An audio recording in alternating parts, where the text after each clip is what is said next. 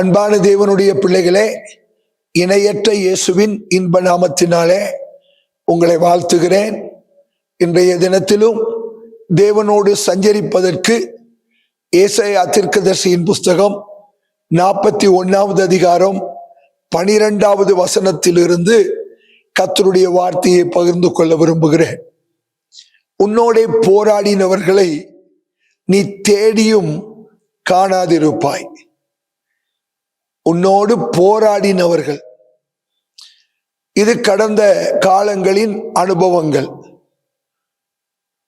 மிகவும் கொடூரமாய் போராடின ஒரு போராட்டம் அது. வேதத்திலே அப்படி போராடினவர்களுக்கு உதாரணமாக நாம் சொல்ல வேண்டுமேயானால், யூத ஜனங்களோடு போராடிய ஆமான், யூத ஜனங்களோடு கூட போராடிய ஆமானை குறித்து நாம் வேதத்தில வாசிப்போமேயானால், இஸ்ரேல் ஜனங்களோடு கூட மிகவும் அவர்களை மேற்கொள்ளும்படிக்கு, அவர்களை அழிக்கும்படிக்கு, அவர்களை நிக்கிரகமாகும் ஆக்கும்படிக்கு அவர்களோடு போராடின ஒரு மனிதன்.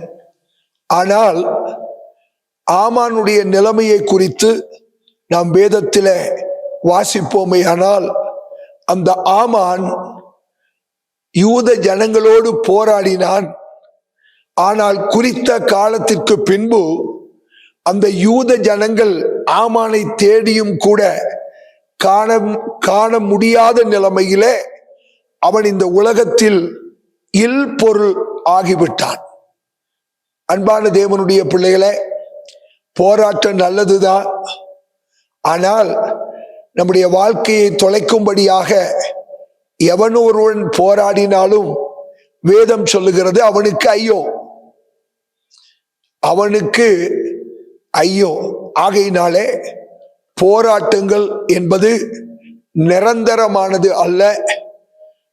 அந்த போராட்டங்கள் நம்மை பல்வேறு விதங்களிலே அது நம்மை உருவாக்குகிறது.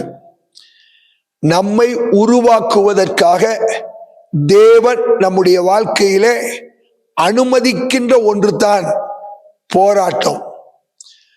மொர்தெகாயை, எஸ்தரை, யூத ஜனங்களை நல்ல ஜெப வீரர்களாக உருவாக்கின பின் அவர்களோடு போராடின ஆமான் உலகத்திலே இல்லாமலே போய்விட்டான்.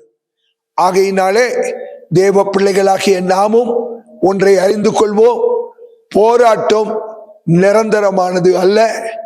யோபுவின் சரித்திரத்திலே நாம் வாசிக்கும் போது மனிதனுக்கு போராட ஒரு குறிப்பிட்ட காலம் உண்டு. அந்த குறித்த காலத்திலே அவன் போராடித்தான் ஆக வேண்டும்.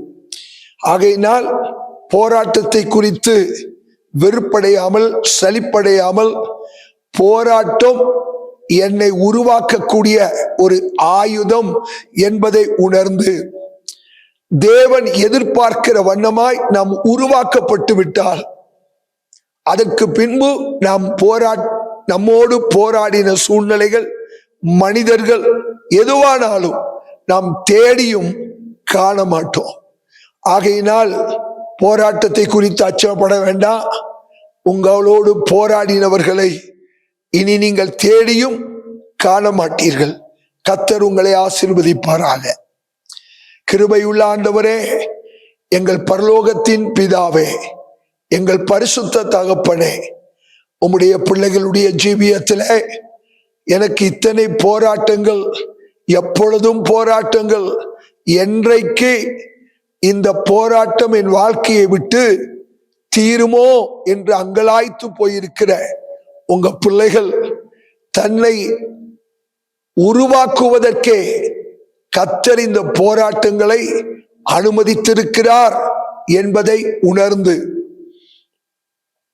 இந்த போராட்ட காலங்களில உருவாக்கப்படும் போது கர்த்தரை ஆண்டவரே துதித்து, தேவன் போராட்டத்தை தங்கள் வாழ்க்கையிலே அனுமதித்த காரணத்தை உணர்ந்து, உம்முடைய பிள்ளைகள் இந்த போராட்டங்களுக்கு ஒரு முடிவு சீக்கிரமாய் உண்டு என்பதை அறிந்து கொள்ள கர்த்தர் உதவி செய்வீராக. எல்லா போராட்டங்களிலும் தேவ கிருபை உங்க பிள்ளைகளிலே விளங்கும்படிக்கு அடிமை செபிக்கிறேன். கிருபை கூட இருப்பதாக. கர்த்தர் நீர் காத்துக்கொள்ளும். இயேசுவின் நாமத்தில் பிதாவே, ஆமென். God bless you.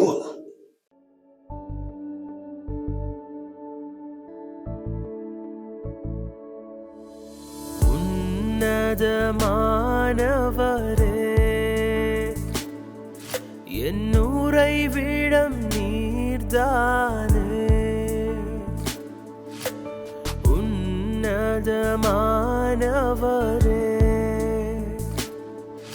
என் உறைவிடம் நீர்தானே. உயர்த்துகிறேன், வாழ்த்துகிறேன், வணங்குகிறேன்.